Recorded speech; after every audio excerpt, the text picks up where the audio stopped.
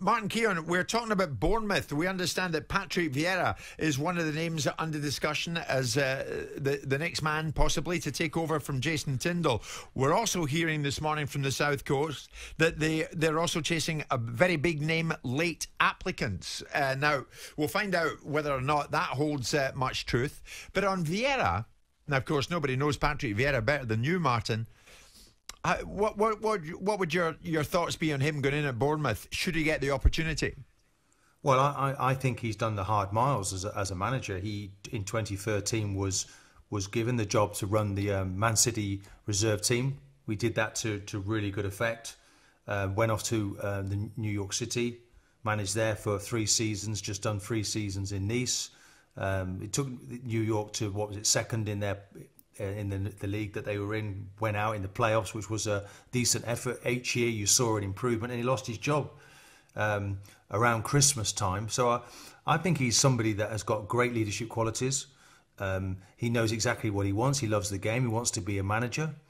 And he has that education, that grounding now. It's up to Bournemouth, isn't it, to decide what they want next.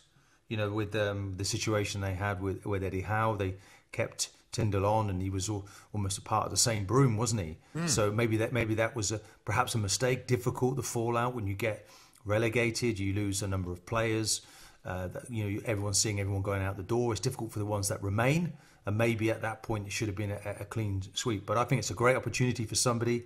I'm hearing John Terry's name's mentioned. I'm not sure who this big name is.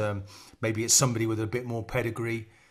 Jason Tindall, maybe they feel now didn't have the experience. They want someone with more experience. But I think Patrick Vieira is ready now for that next step. Of course, if that's what he wants, if he's still got that desire, yes, to be ambitious, to be successful. And when you reflect, Martin, Bob's going to come in a second, but reflect on your times in a dressing room with Vieira. I was very fortunate. I went to Africa with Vieira, and he opened his own soccer academy out there, and it was a joy to behold. He was incredible. It was like the Pied Piper. He had thousands of people walking about behind him. They loved Patrick. What are your memories of him in a dressing room scenario? What kind of leader was he? Well, I saw him go from a boy to a man, you know, when he came first of all across into that dressing room. He was very clever at the beginning, pretended he couldn't speak English. And of course, he could speak it perfectly well. I remember him flying across the dressing room, won't say who it was, grabbed someone by the throat who was talking about him in English. And I thought, okay, this guy has got something special. His ability on the pitch was unquestioned, one of the all-time greats for me. Perhaps there should be a statue of him even outside the Emirates. There isn't, but there should be. Maybe he doesn't get quite the credit he deserves. Now, management is another thing for him, and I think he has the calmness, the intelligence to be successful in management. And it's a vocation for him. He's gone away to France, to America, taking a young family with him. So I just hope and pray that he's not going to turn his back on football now and gets an opportunity. We need to look at what he's done and what he's achieved. He just needs a chance. But I think he can be, very definitely, he can be successful. It's having the right people around him. So he ran across the dressing room and grabbed somebody by the throat who was speaking about him.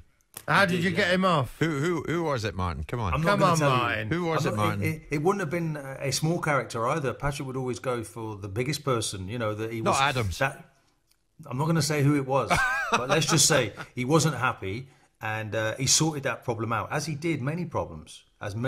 He was latter years I was almost I changed next to him, of course, and helped him where I could when we needed meetings, we needed discussions, and I found him a great person to be with. He is a special individual. Him and his wife Sherry, they're a great couple, and all he wants to do is manage and be in the game. And I really sincerely hope he gets another opportunity because he deserves it.